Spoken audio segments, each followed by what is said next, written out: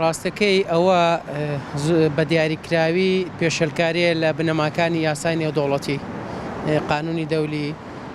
لە بنەمایەکی لە بنەما گرنگەکانی قانونی دەولی مەبدەئی حوسنی جیوارە واتە باشی پەیوەندی دراوسێتی لەسەر ئاسی نێودەوڵەتی لە نێوان دوو دەوڵەتە کە هەرێکە لە دەوڵەتی تورکیا بە دیاریکراوی و ئێران بەردەوام پێشەلکاریانە لەسەر خاکی عێراقەکەن و بەداخەوە وەزارەتی دەرەوەی وڵاتی عێراق و وڵاتی عێراق خۆی لەسەر ئاستی ئەنجومەنی وەزیران و سەرۆکایەتی کۆمار هیچ ڕایەکی بۆچوونێکی فەرمی نییە وەڵامی نییە بەداخەوە ڕاو بۆچوونەکانیان تەنها لە شێوەی ڕاگەیاندنایە بڵاوکردنەوەی ڕاگەیاندنامەیە و گلەی نەرم و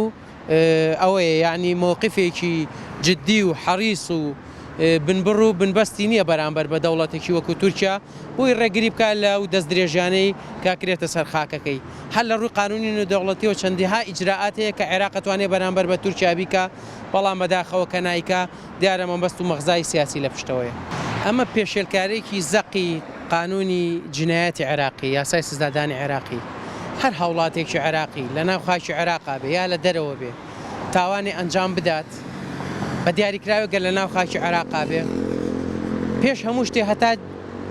مادام لەسەر خاکی عێراق گریمانەگە تاوانەکە ڕوشیەوە ئەم دوو هاوڵاتیە گەر تۆمەتباریش بن تاوانێکیشیان کردبێ ئەبێ حکوومەتی عێراقی دەسەڵاتداری عێراقی قەزای عێراقی خۆی سەرەتا ئیجراعاتکا لەگەڵم هاوڵاتیانە بە هیچ جۆرێک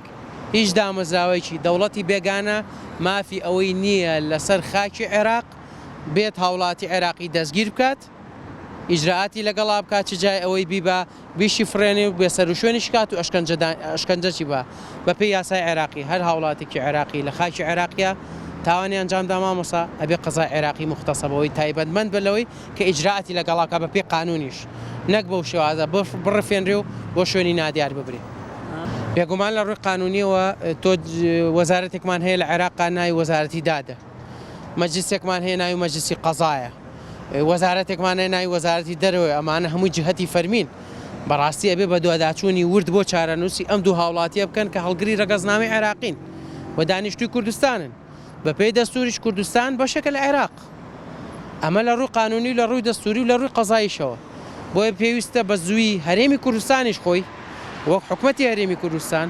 وەک مەجلیسی قەزای هەرێمی کوردستان وەک وەزارەتی دادی هەرێمی کوردستان بەڕاستی لەم حاڵەتە نابێ بێدەنگ بن ئەبێ پەیامی جددی و قانونی بەنە دەوڵەتی تورکیا کە بە زووی چارەنووسی ئەو دوو هاوڵاتیە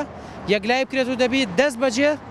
بەرەڵا بکرێن و ئازاد کرێن ئەگەر کارێ تۆمەتێکیان هەیە دەوڵەتی تورکیا ئەتوانێت لە ڕێی قانونیەوە لە ڕێگەی وەزارەتی دەرەوە لە ڕێگەی حکوومەتی عێراقیەوە سکاڵای خۆی بگەێنێت و ئەو کاتە حکوومەتی عێراق و قەزای عێراقی خۆی ئیجراعات لەگەڵ هاوڵاتەکانی خۆیان بکە وڵاتی عێراق بە جۆری لە جۆرەکان سیادەی سەروەری کەوتۆتە ژێر چۆنەڵێت کەوتۆتە ژێر گومانەوە هەر بە فعلی عێراق سیادەی نوقسانە بەڵگەش هەیە بۆ ئەم حاڵەتە دوای 2023 عێراقەکەوێتە ژێر دەسەڵاتی داگیرکاری هاوپەیمانانەوە یعنی ئەمە لە ئەنجومەنی ئاسایش و لە کۆمەلگای نێودەوڵەتیەوە ئەمە حاڵەتە واقع بوو ڕاستە دوایی چۆتە دەرەوە بەڵام بە جۆرێ لە جۆرەکان دوای ڕژێمەکەی سەدام حوسێن عێراق بۆتە مەیدانی تەراتێنی دەوڵەتە ئیقلیمی نێودەوڵەتیەکانیش ئەم دەست درێژانەی کە تورکیا و ئێرانیش بەردەوامەیکەن بە جۆرێ لە جۆڵەکان ڕاستی ئەو قسەیە کە منیکەم ئەگەر عێراق دەوڵەتێکی خاوەن سیادە و خاوەن سەروەری تاو بێ ناهێڵێت سەربازی دەوڵەتانی بێگانە چەک و چۆڵ و جبەخانە و ئەنفال بە معنانویەکەی بکرێت چیماباران بە معنانویەکەیە کرێ دارە بڕێتەوە تەجاوزەکرێتە سەر سیادە و دەست درێژێتە کرێتە سەر خاکەکەی کۆمەوەقفی نابێ کەواتە عێراق دەوڵەتێکە بەڕاستی سیادەی نییە سیادەی نوقسانە